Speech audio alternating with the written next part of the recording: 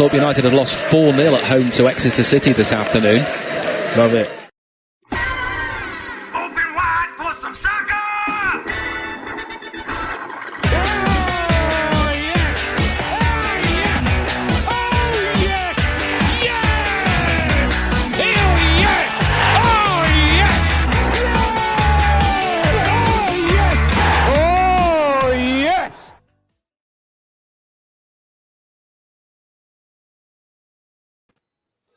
Good afternoon, everybody. Apologies and welcome.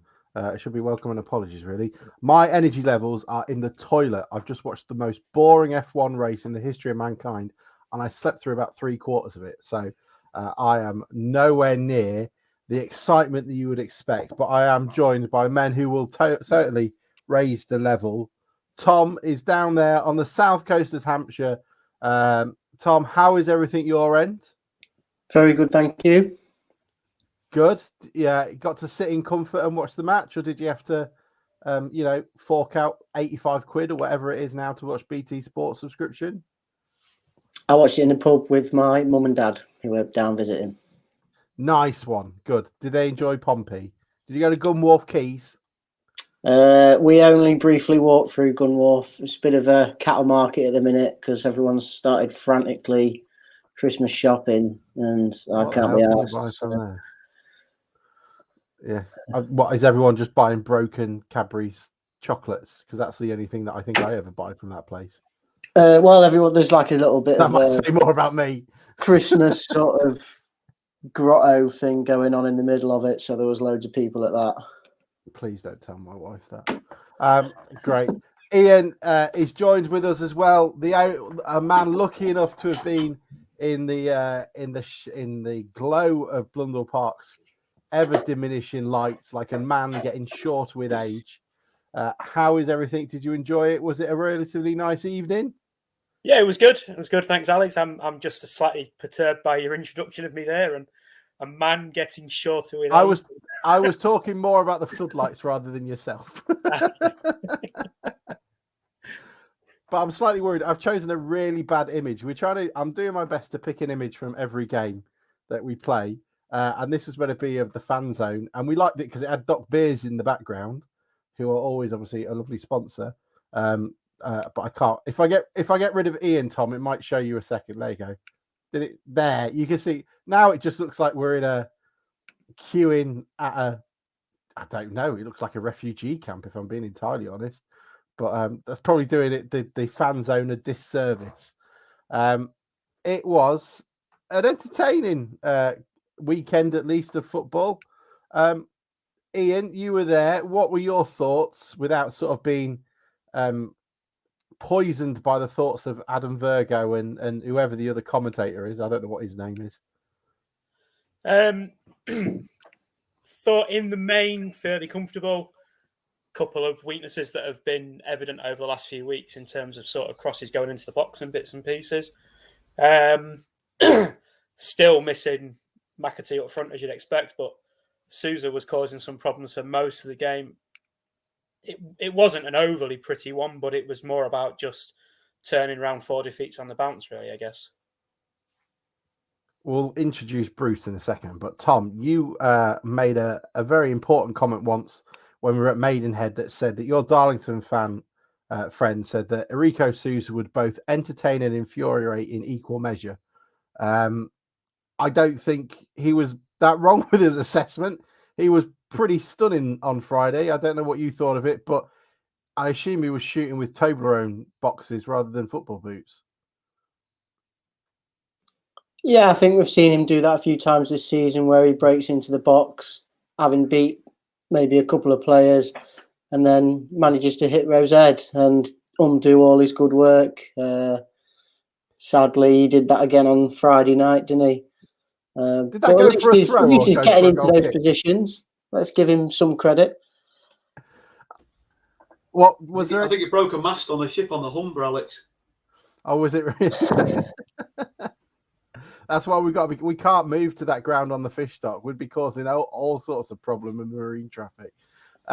Did he pass on any other words of wisdom about Enrico, or was that really it? Was that his general assessment of his time at Darlington? Yeah, no, that was his main comment, really. He said he was good, and I think he has been good for us. He's proven to be pretty tricky and a thorn in team side, and he's contributed with a goal or two. Absolutely. I thought Friday night we looked solid, but I thought Southend, if I agree with what Hurst said, really, like if they play like that for the rest of the season and keep improving in small increments, they're not going to be down the bottom. I thought even though we created more chances than them, they didn't look sort of absolutely overrun or anything, did they? I thought they performed better than the snippets I saw with like the likes of Wrexham and others. So I don't think they've got. I know our friend from All at Sea Fanzine came on. He was pretty dour in his hopes and aspirations. I think the most worrying thing for me that I noticed on Friday was we looked a bit vulnerable from set pieces again. When they did have a set piece, we looked like, that might be their sort of best chance to score, really. I know that's going to be the case of the team perhaps down bottom, but from our point of view defensively, I didn't think we looked as assured as we could be. Bruce, what were your thoughts? You were there. You were the man in the spotlight. For some reason, they decided to put a camera right next to you. So I don't know how much of the game you actually saw, but what were your overall thoughts? Did you, in terms of the performance and getting back on the winning formula? I agree with pretty much with what you've said so far. To be honest, it was a lovely night down at Blundell Park. We were in the fan zone nice and early, just after 6 or something. And it was just, the temperature was far more than you could have asked for. The place looked tidy and proud. Everything was clean and shiny. And yeah, it was all set up nicely. And like you say, the game, Sousa was exactly what Tom described. I've used that description or analogy that Tom gave us with many people that I've discussed, and it's right, isn't it? He'll beat 3 or 4 men and then lash it into Rose Ed, like Tom says. So he just needs. I think it looks to me like composure though when he gets to that final position. Sometimes he's got a bit of time and seems to sort of rush it a little bit. It's not always under pressure, and I just think if he took his time a little bit more and tried to relax a little bit more in those positions, then the final ball might improve. Because there was a game at home the other week. I can't remember when it was. He beat about 7 men. No exaggerate, but maybe 6. But he beat a lot of men, and then got into sort of the edge of their penalty box, and it broke down, or there was a poor ball across, or whatever. But it's the old saying, isn't it? If they were perfect players, they wouldn't be playing at this level. You sort of think we talked about it you talked about it last week when I was listening. There's a reason why these players are playing in Division 5. And if he could beat 7 men and then put in the final ball every time, or put it in the top corner, he wouldn't be here, would he? But I thought Ryan Taylor was absolutely outstanding on Friday. I don't know whether you could see it on telly, but everything that comes to him sticks. It doesn't bounce 2 yards off, or he's got to go in for a tackle next, and he just lays it off and brings others into play. And I think he's important to us. You can see why, with the intelligence of McAtee, the two of them did strike up such a good pairing, and with Harry Clifton, because if Taylor gets it and you make a run for him, he's going to 9 times out of 10 give you the ball. And I think he's equally as important, because with no due respect, what I've seen of the alternatives that are up there at the moment, they don't give us that same quality. But it was a solid performance. I disagree slightly with the Southend thing. I can see why they are struggling. I thought they were quite toothless. Didn't really threaten us a great deal. And I think the final 4 or 5 minutes, I mean, Ian's been plenty of times at Blundell Park when you're hanging on to a lead, and I didn't think yes, we were probably a little bit nervous that we would concede, but they didn't actually look like, they didn't barely get the ball in our box in the last 5 minutes to put us under any sort of real pressure. So it was job done. That's job done, and that's all we needed to do on Friday. I don't think they threatened our goal at all, did they? What I was saying was, I think if they continue to play like that, they were playing a team that's in the top 3 in the league and limited us to 1 goal. And whilst I think we had like 16 shots, something like that, not many of them were on target. They didn't look sort of like they were really, really under a lot of pressure, and I thought they coped for a team that's down the bottom pretty well. And all I was sort of trying to say was if they reminded me a little bit of when we played Newport when we first came back into the league, and their manager, who's the manager now, his name escapes me, had just taken over and they were down the bottom and we beat them 1-0 at Blundell Park. I think Bogle got a penalty. I'm sure someone will correct me if I'm wrong.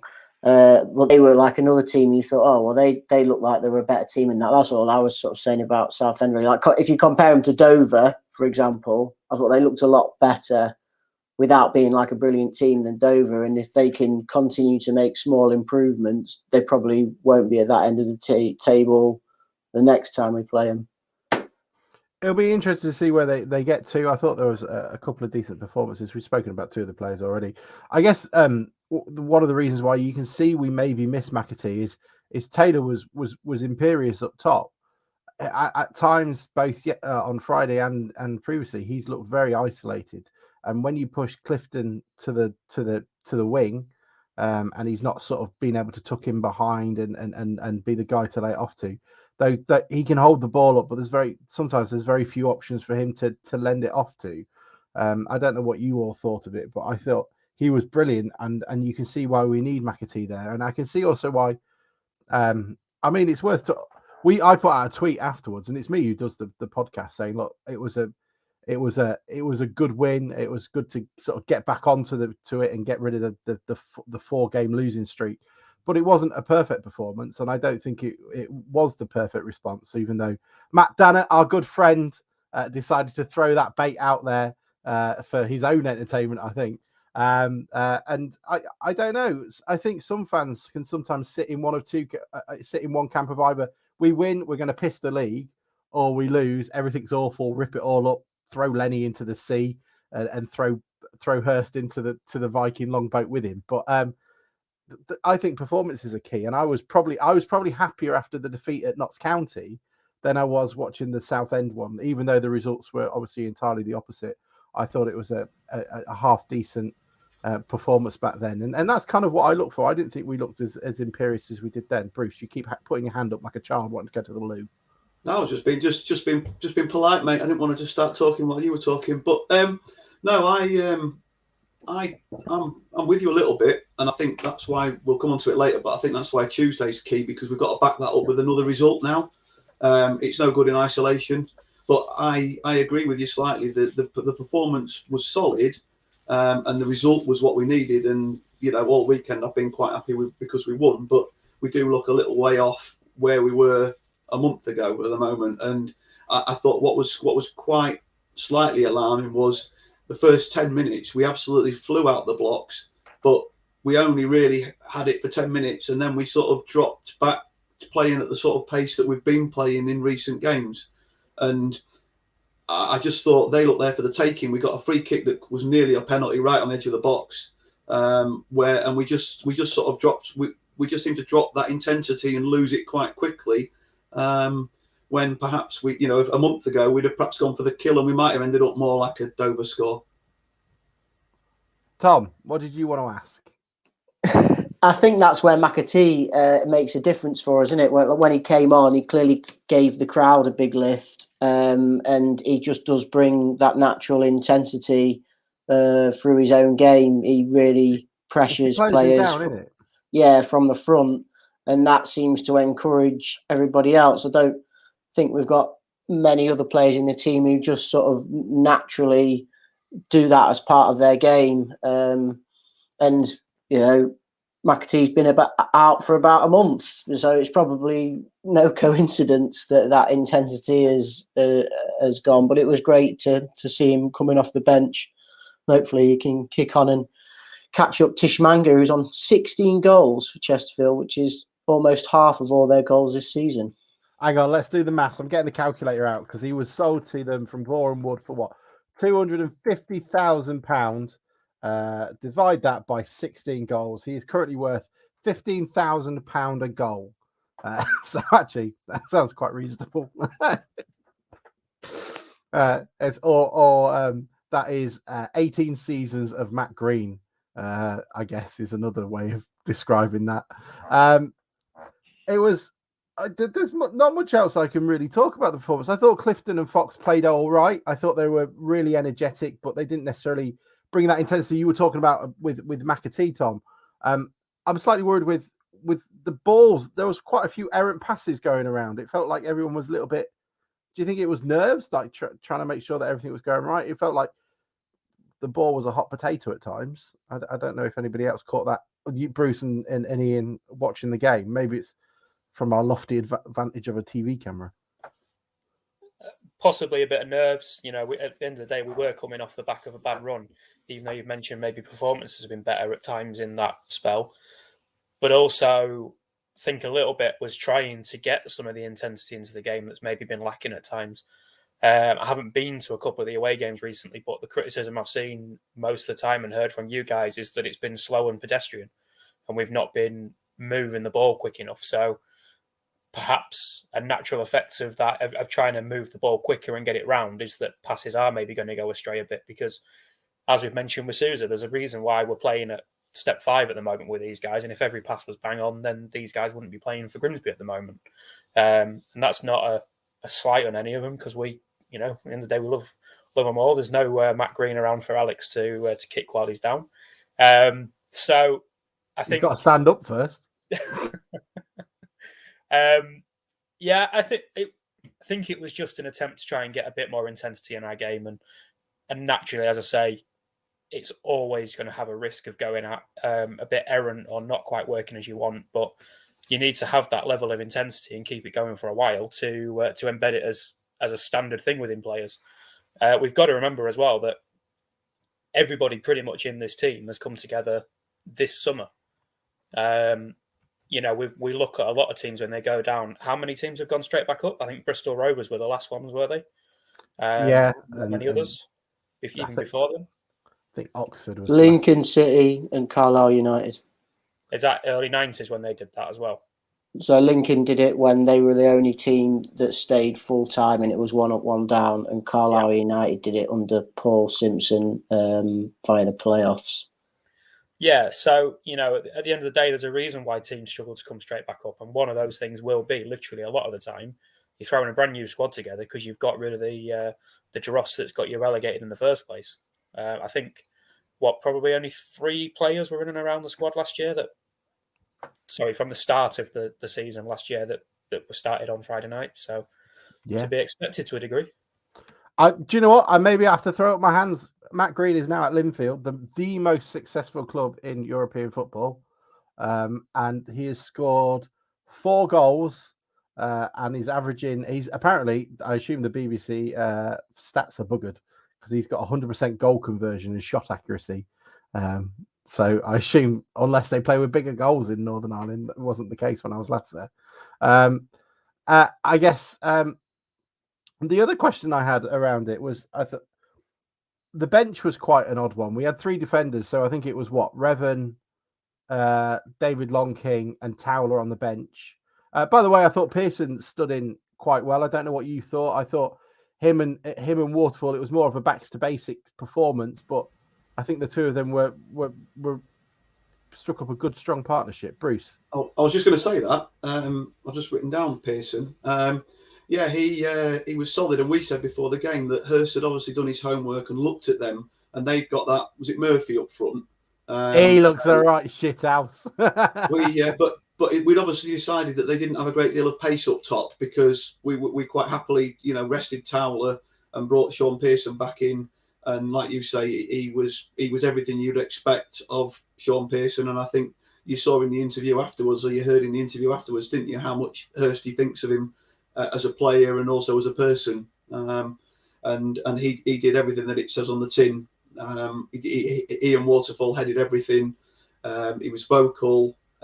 He is more of a talker than we have a lot of the players in the team, and we've had in the last few years, because we've had quite a few experienced players, but they're not. It doesn't always mean that they're going to be great communicators. But he certainly is. He looked good. Be interesting to see whether he stays with those 2 again, or he brings Towler back in Solihull, who will be hopefully quite tired after playing quite a proportion of yesterday's game with 10 men against Chesterfield. So, and obviously they've got a man suspended as well now. And they played Wigan. They've had a few midweek games because they had a FA Cup replay in the week, didn't they?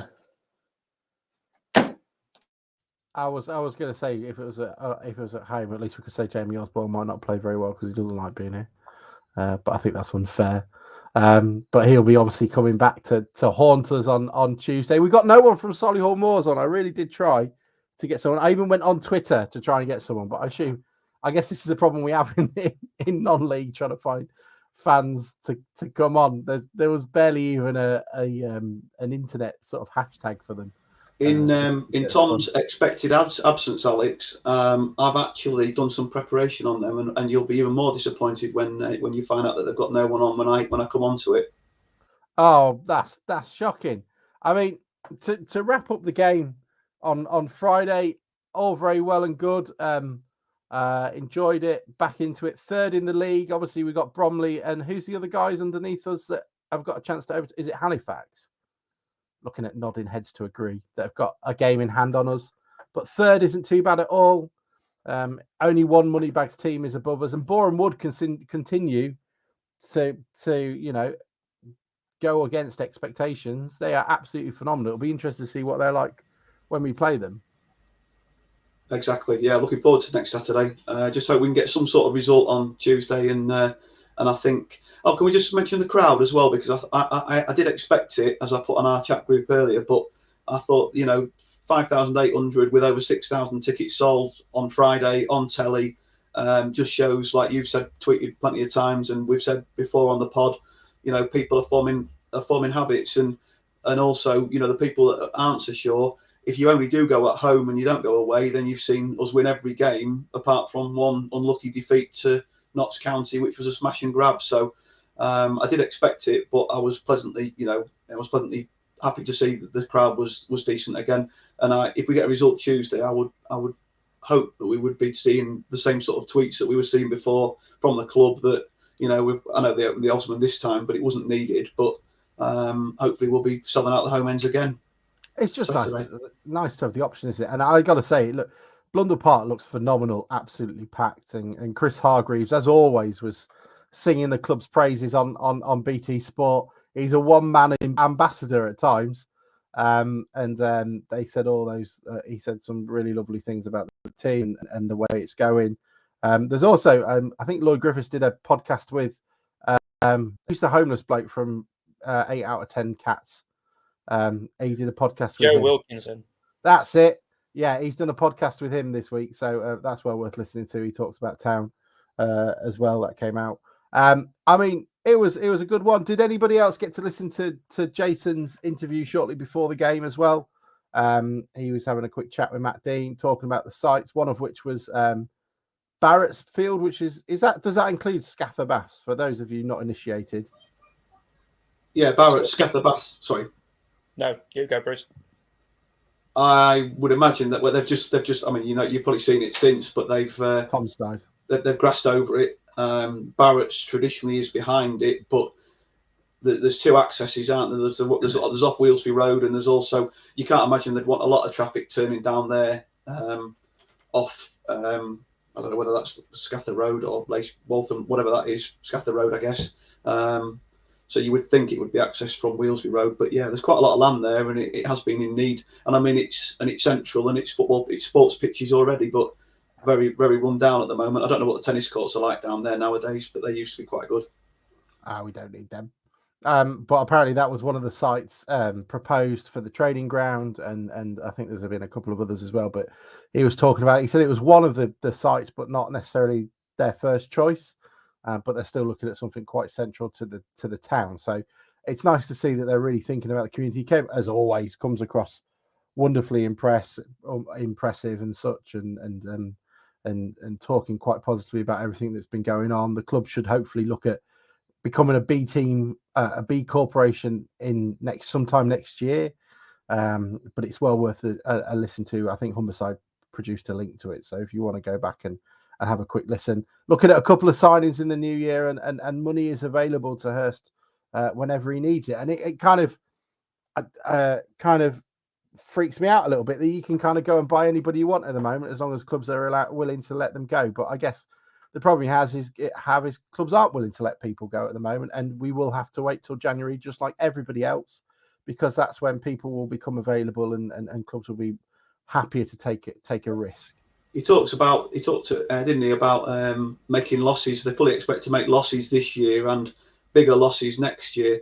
But they did, as far as I understand, and I don't really study the accounts very closely, that they did inherit the club with a decent amount of money in the cash in the bank, I think. So just because we make losses, it doesn't mean the club's going into negative. We're not going into debt effectively. And I mean, these increased gates, we've said before, they must be putting several thousand, that they didn't budget for each home game into the coffers. Absolutely, and it's only going to get better, I imagine. And it's so good to see when Blunder Park is you're surrounded on all sides. There was a picture at one point during the game where I think someone came to take a corner down in the institutional court, Imperial Corner, and the pontoon looked incredible because it was absolutely packed. It looked like it was in the 80s sort of thing, especially when people start hanging around the well when they're thinking of leaving and such. It always looks a lot better when they had that camera down there, though. I think, was it Gareth? I think a friend of the podcast had a pretty restricted view as the camera on the halfway line was right in front of him. Well, Hannah had put, didn't she? She was moved from her seat in the pontoon, wasn't she, in the group chat? But she was quite happy with the view that she got. But I thought what was interesting was she mentioned today, didn't she, that they'd had a season ticket holder who's got his first season ticket since 1972 that he's just picked up. So that was interesting to see. That was a nice view for him. Bruce, front and centre, which is pretty useful. Yeah, they did put a camera. Well, obviously, you can see that there was a camera sort of between us and at the end. We're right at the very end of the towards the Osmond end of the lower, and there was a camera just there.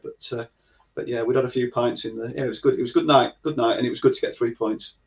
Like, if you've got any thoughts on the games as well, please do send them in. We'll happily talk about them because we've got no one else here. So you've only got to listen to us jabbering away for the next sort of half an hour or so. So please do send any comments in. We'll happily have a chat about them and what your thoughts are. Has anybody got anything else to add to the game? I thought it was great. Overall, really happy we got a win, but it's nice to get that duck off our back. Is that the right saying? No, it's not. And you could watch it, mate. A home game that was on telly. Was the coverage quite good? They seem to have a lot of cameras around the ground.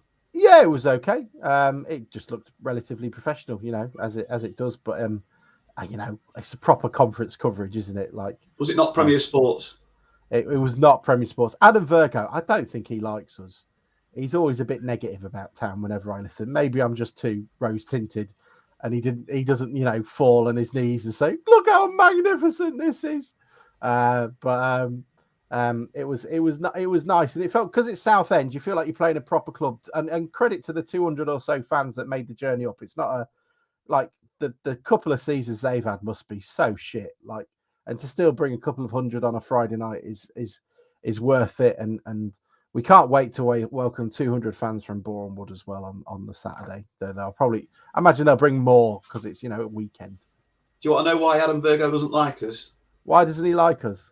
Because I in my head, before I shouted it out, he played for Brighton between 2000 and 2005. So it's probably that little stumpy low knee that we had that scored and then lauded it in front of them in the final game of the season when we took them down with us. Michael Keane. There you go. I loved Michael Keane. He remembers his Blundell Park visit for Michael Keane and how, like I say, we were already going down, but we took them with us. The clubs have followed a similar trajectory since. Yeah, absolutely. They're one of the same. Us and Brighton. So I guess we should really move on. We talked a bit about Jason. We talked about them. We've got Solihull Moors coming up on Tuesday and Boreham Wood as well. And it seems that the running is getting slightly tougher now. How are we feeling about those two games? Both tricky fixtures. Jamie Osborne is a wizard, as we all know. They can pose us some problems, can't they, chaps? I think a lot of the teams in the league have got the potential to cause problems. It's something we spoke about in pre-season, really, with the league this season, that there's a lot of teams having a go or fancying a chance at it. Naturally, with Jamie Osborne coming back, you've got the curse of the returning player, which we always seem to fall foul to. But I'd be fairly confident against Solihull. It will then be setting it up nicely for Saturday as much as anything, because that is a major one. I think it'll probably be, although we've played big teams in the league, it'll be the first time I think we've played somebody that's been up there at that moment in time, if that makes sense. And he's on decent form. It'll be the first team I think we play that are actually technically above us in the league table. Yeah. So it'll be a good test for us, and be good to see, because it seems most of the time this season that the squad's been able to get themselves up for those big games against the bigger teams. And okay, traditionally Boreham Wood might not be, but certainly in terms of what it means for the league table and the season overall, it is. So let's hope we can get back to those kind of Wrexham levels of performance. I'm with Ian a bit, Alex. I think that hopefully the intensity of the atmosphere and the opponents and everything else will actually lift our players back to the levels that they were at, 4 or 5 games ago, where we were in people's faces and the crowd lifted off that and the players lifted off the crowd. And I mean, obviously we've got both of those teams who are at home. So we've got Solihull Tuesday, Boreham Wood Saturday. Have we got a free week then running up to Chesterfield the following Saturday on the 4th? Boreham Wood on the 27th. I don't know why I'm asking you when I could look. Boreham on the 27th of November, Dagenham and Redbridge on the 4th. Then Chesterfield. Oh, it's Dagenham. Sorry, Chesterfield's the week after, right? So we're away at Dagenham. Yeah, Dagenham have slipped a little bit, haven't they? They're dropping down. They're outside the playoffs now, aren't they? I think they're 7th. So it is looking at it 1, 2, 3, 4, 5, 6, 7. Out of the 8, 9. Out of the 11 fixtures we've got coming up, only 2 of them are clubs outside the top 8. Or top 9, if you include Wrexham. So we have got some tough fixtures coming. So if we come out of Christmas, in the same position we are, I think we've done bloody well. But I don't think my worries have never been against how we've played against the decent teams. We've always been strong. It's when we rock up at Wealdstone or Aldershot and shit our pants. It tends to be our problem. Yeah, that's what I was saying. We have to raise our own game. We do it ourselves. They're not feeding off anything else. So yeah, that'd be interesting to see. I mean, like I say, I think Tuesday's a really big game because get a result, even if it's a draw Tuesday. I mean, ideally you win, but even if it's a draw Tuesday, I wouldn't think that on a Tuesday night in the Midlands is the end of the world. And then come back home where you're unbeaten in 2. Going into the hard, the hard fixtures, and like you, I'm looking forward to seeing Boreham Wood in the flesh next week. Yeah, it's going to be really interesting actually. I mean, then you're looking at teams raising their game and playing bigger teams. Chesterfield at home is going to be a decent atmosphere. Halifax away will be just as big. Kings Lynn at home, maybe not, but obviously it's over the festive period, so expect some unfamiliar faces coming through the turnstile. Same with Halifax. Bromley, it's a shame Adam Woodman still isn't there because, I would love to have seen his shithouse team back here again after the misery they inflicted on us at their leisure centre. Then you got Wrexham away, which will be a big one, and Notts County away. So you've got quite a few games there that, are going to have a decent atmosphere that's going to hopefully lend itself to some decent football. They still haven't mentioned that Notts County game because I've got people wanting to make arrangements for that, but not Forest are at home on the same day, and that's not going to happen. Oh, really? The fixture list have come up with it, but nobody's mentioned actually maybe nobody's noticed in authority. That says a lot about Notts County's thoughts in Nottingham, really, doesn't it?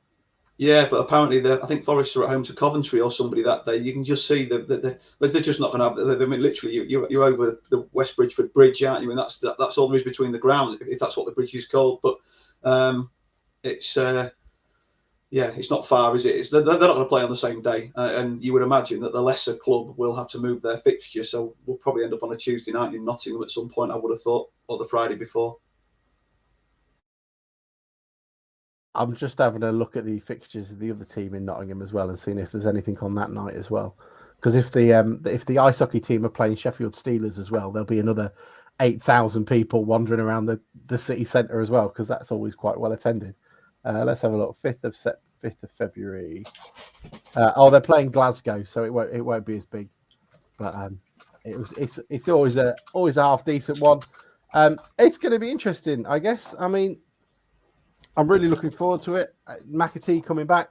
Obviously, Lenny's I assume is the player we now. I don't know if it's been officially reported that he's the guy with the hamstring injury, but I wonder how long he's going to be out for.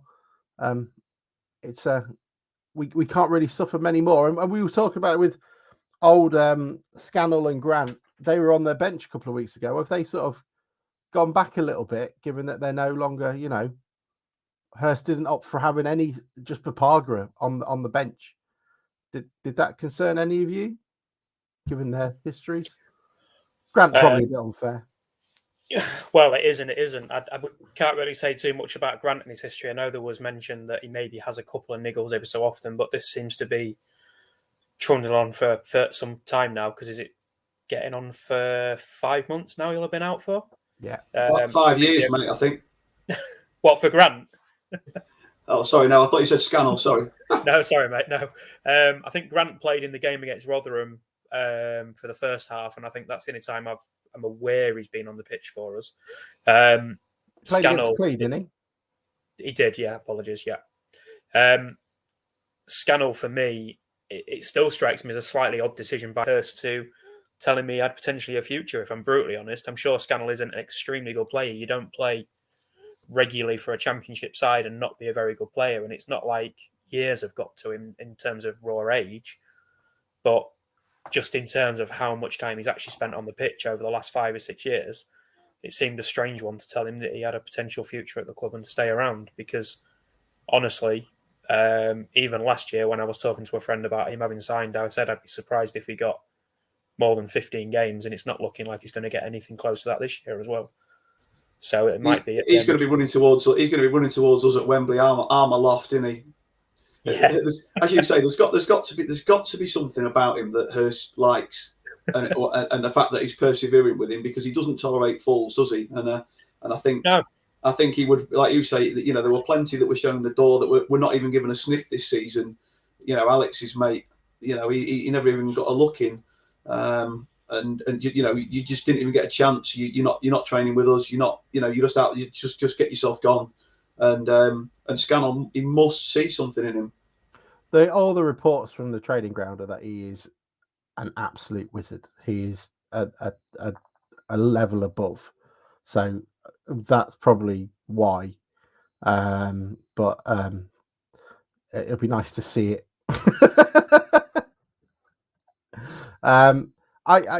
There's not much else we can. I feel like we're just chewing the fat afterwards. I mean, how have you all thought the season's gone so far? Is this where you expected? We're what, 15 games into the season, so we're 16 games into the season, roughly a third of the way through. It's good to take stock, I guess. What did you, Ian? Is this what you thought we would be at? I'll be honest, I thought we'd be a bit slower. I think that's what I was just going to say. To be fair, that we're probably slightly above where I thought we'd be, which is slightly strange, bearing in mind, as we've mentioned, 4 defeats on the spin before now. I know one was the FA Cup. But the start we had to the season was absolutely beyond anybody's expectation, I think. For the first 10 or 12 games to go with, 9 or 10 wins in that spell. And just to be, top for such a long time, all right, admittedly been overtaken now with the last couple of games. But I think if we were to have almost just spaced out those losses a little bit, we'd have been really happy looking at where we are now. And obviously there's a little bit of a recency bias when you're looking at form recently, and that puts a bit of a downer in people's minds. But taking stock, I think third, brand new side being built. We know how long it took us last year to even get into the playoff. Last time round, to even get into the playoffs. And at the moment, I'd be very, very confident that we're going to get there at least. And then it comes down to a bit of a lottery and a crapshoot. That's not a Matt Green reference, by the way, Matt. Alex, just for your... Bruce, what have your thoughts been on it? Do you know what? I'm going to pull up the team that we had the first game of the conference last time, so you can see sort of what level we were at then. Oh, I thought I was going to get to play a game then. I thought he was going to ask me and Bruce to I go went through to it. that. I was at Crawley. You Me must have too. been, Alex. It's round the corner from you. No, I was living in Grimsby. Oh, I was there, Bruce. I was there Well, with you you. still could have gone. I was at work. You told me you weren't there, right? You weren't there. That's all I need to know. I was listening on radio. Well done, Ian.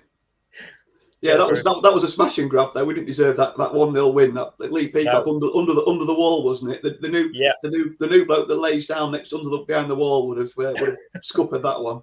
Their Dutch SAS keeper getting sent off for coming out of the box. Yeah, but it's good town following that day. We had a good weekend. Spent the weekend in Brighton. So your assessment of the season so far. I said before at the start of the season I would take the playoffs. I was delighted. I got swept along with I thought we weren't going to go the season unbeaten after that start we made. So it does feel like a bit of a kick in the stomach the way that it's gone the last month. But you've got to look at the table now after 15 games or 60, whatever we've played, and we sit third. All right, there's a couple of teams hot on our heels, but we're in the mix, aren't we? And probably, I agree. I would have expected us probably to be 7th or 8th now, just settling into it, winning one, losing one. So now it's been a good start. I just hope we keep some sort of consistency between now and the end of the season, and like you say, particularly come out after Christmas with still in the mix and not too far behind. So we don't, this feel good we've got doesn't sort of peter out. But I suppose with the playoffs down to what do they go down to? Is it 7th in this league? Then chances are we're going to be in that mix anyway, and so the season will keep some sort of interest. But yeah, let's go for the title. Right, I'm going to go with. All right, this is a fake little game, so we're going to go. I've lost it. No, we're not. So I'm going to go with the game we played closest to this date, which was a 1-1 draw with Barrow. Hang on, I'm not doing this very well. I've gone to one of the players. One moment, please. All right, internet's slow. Let's have a look. November 20th.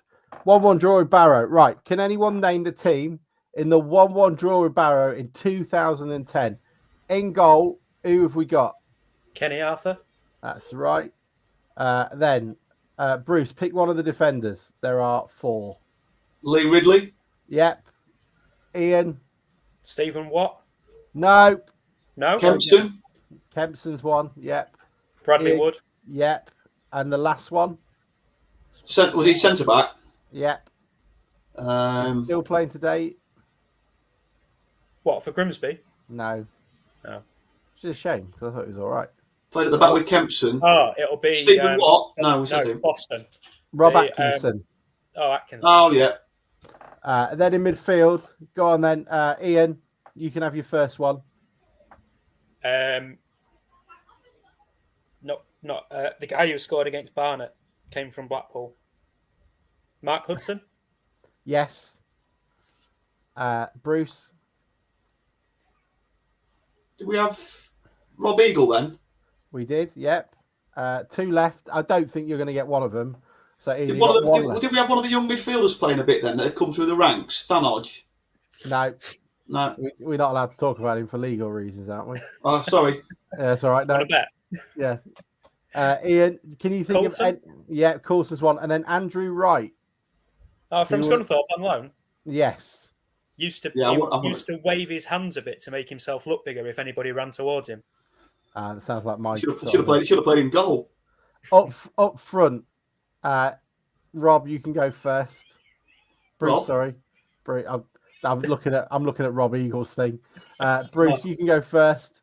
Pick a player up front. Alan Connell. Yep, and then the last one. Lee Peacock. No. Oh, Adamino. Charlie. Would you swap any of those for what we've got at the moment? I would probably swap maybe Alan Connell in, but other than that, I don't think I'd have any of them. Would you? No, probably not. No. So it shows sort of the different level we're at. Granted, we're not aiming for like 11th in the National League, or whatever we finish that season. Look, it's going to be a. Paul Bolland played that day, but on the other side. Yeah, it was It's a long old slog. Tough games coming. Anybody got anything to add before we go? I've got to speak about Dale has hung up his boots as manager at Grimsby Town. He's put something out there. No other news on what that was. The club were flying, so it'll be interesting. They've won today. Did they? Managerless? Yeah, I just saw on Twitter. Don't forget, Spokesy's gone out on loan for 3 months. Yeah, where's he gone? Featherstone Rovers or something. Spennymoor, was it? Spennymoor? That's it. Spennymoor Town. Yeah. Did we talk about old 5G having his loan extended at Darlington? I think we did, didn't we? We haven't talked about my research for Solihull. We haven't even mentioned Solihull, have we yet? We've talked about them in passing. Go on then. I've got Tom's gone now, and I've done research because Tom said on the group that he wasn't coming. Go. Most affluent town in the West Midlands. You look bored already. What was that? They're a team in the it's West the most Midlands. affluent town in the West Midlands. How have you worked that out? Wikipedia. Okay. Right. Moving on. The mayor is traditionally driven in a Land Rover. Why? Oh, because that's Tom where would they love build. this. They've got a Land Rover factory. The ground's next to it, apparently. Yeah, that's where JLR are, aren't they? They were founded in 2007 following a merger of Moor Green and Solihull Borough. Okay, that's good. I assumed it was some racist connotation, so I'm more relieved now. Right, okay. Just so we know what we're aiming for on Tuesday, their record defeat is 9-0 to Tranmere in 2017. God, and their record attendance for when our 3,000 rock up on Tuesday night is 3,681 against Leyton Orient in 2019. Oh, and for Tom, they've got floodlights. Well, I hope they've got floodlights. Bearing in mind, it's a Tuesday night game in November. That's my research. They've got floodlights. There you go. We won't be playing in the dark. Wondering why their car parking offering is around the pitch. Please leave lights on. We're playing head torches, couldn't we? It's it is right next to the JLR site, isn't it? There you go. You see, you've learned something. I don't think Tom would have told you that. It's squeezed in between it. My God. And it's right next to Birmingham Airport. There we go. That looks quite close. That I can't really, say no. I wonder if it works. Who says we don't do prep? Yeah, exactly. Well, it's called Damson Park, apparently. They've got a 4G pitch behind it, like Bromley have in their real world. I don't like 4G pitches. And it looks like their ground has solar power roofs as well on this Google image. So that's all right. Let's have a look. I mean, there's a massive car park next door, but I assume that's where they park all the Land Rovers rather than, an actual car park. I don't know where you can park your car. It really is in the arse end of nowhere, that ground. Where's the nearest pub? There's nothing around it. No, there isn't. There's a church, and then there's nothing. There's a travel lodge. You can get to the airport, and that's about it, really. I'm sorry. That looks a terrible away day. Yeah, thanks, mate. I'll get my ticket tomorrow. I'd rather play at Hampton Football Club. That's a bit further down. It's free for Maisie on Tuesday. I'm not surprised. Yeah, 15 quid for adults, and it's free for under somethings. So that'll be where the town fans are all queuing outside with the free tickets with the pints, won't they? I'm under something. Well, we don't want to talk about that. I guess that's and do we work with Speak before Boreham Wood? Boreham Wood. What do we think of those guys? We've got 5 minutes. They're just doing really well. Let's have a look. I think it's an odd one, isn't it? Because with the money bags in the league, you'll probably be a bit surprised to see him up there. I know they got a bit of money for Shimanga, but I can't 250 grand. They've spent tons of that that I'm aware of. They got Scott Bowden in, which I think is a really good signing for them. Don't particularly know how he's been doing for them per se, but scored it's a really 7. good signing. Scored 7. Yeah, can't be that. Is that similar level to McAtee? Scored 9, actually, if you include FA Cup. So yeah, maybe there's always seems to be a team in the National League who are a bit of a surprise, so to speak. I think when we were down, obviously it was, or last when we were down, it was Braintree with Danny Cowley. But there was always a team in and around that was a bit of a shock that nobody had relied on, and they shoot through. And fair play to them at the end of the day. They got Jamal Fifield. They have. That's in 1188, Pope Clement granted the kitchen of the monastery to the whole land of Elstree. He gave the abbey the wood of Boreham for feeding the swine. What, the studio? I don't know. The swine. Is that one? Is that a player reference? I just heard Elstree Studio. Like, is that where they did it? I don't know. I think Ian was still in EastEnders then. Ian, you were in EastEnders. I don't know. I didn't follow the reference. Isn't it round there where they film EastEnders? I don't know. Hang on. Well, we're not going there, are we? Hang on. I'll pull up the map. I know that. Oh, it's at home. I'm telling you about Boreham Wood. I'm just telling you about the place. About the place. I think it's time we wrapped up. There's a hospital nearby. I don't know where the ground is. It's not. Oh, there it is. Oh, it's near the town centre. There we go. There's a Tesco, and then we're not going there. There's a Spoons. I don't know if I did Boreham Wood last time. Yeah, Elstree Studios is across the road. It is exactly where it is. Is that? And in fact, I can even see, I can see Albert Square on the map. Oh, I can't wait for the build up to this one. When do we play them away? Yeah, exactly. We can all go to, go for a pint in the Queen Vic. Ian, when you were a kid, wasn't that one of the things that you found that people at school used to do? They used to go to Coronation Street and do a tour. Every now and then, everyone would come back up. I've been on a tour of Coronation Street. Yeah, and I remember doing it, and literally, you can look in the letterboxes of all the houses, and they're all just completely empty on the inside. You kind of think you might be able to see a bit of the set, but there's nothing inside whatsoever. Bruce, have you ever been on a tour of Coronation Street? No. Shall we see if we can? What we'll do is we will email the BBC and see if we can do a pod tour of Albert Square, and we can hang the flag off the Queen Vic.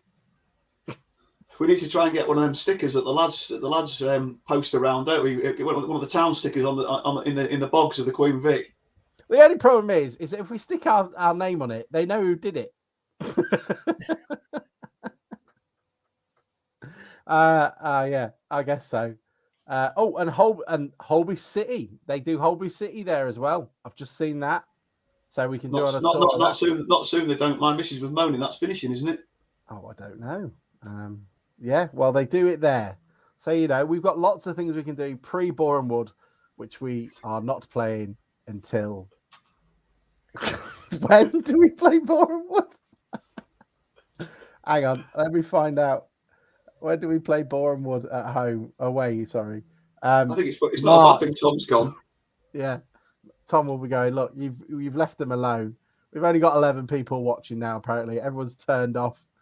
Can you blame them? Great. Well, I think that's it. Cheer up. Not everything's bad. We've got 3 points. We're third in the league, and we are all going to EastEnders away. Yeah. There's your pod title for you. We're not off to Boreham Wood. EastEnders away. That'll confuse everybody. Right, see you soon. Ian, anything to say before we go? Bruce has already left. No, are we going to finish off with the Duffs now? Yeah, that's it. Good. All right, Bruce, Ian, pleasure. I'm going to go make dinner. I should not have naps before these shows, It's not really going very well. But speak to you all soon. See you later. Scunthorpe United had lost 4-0 at home to Exeter City this afternoon. Love it.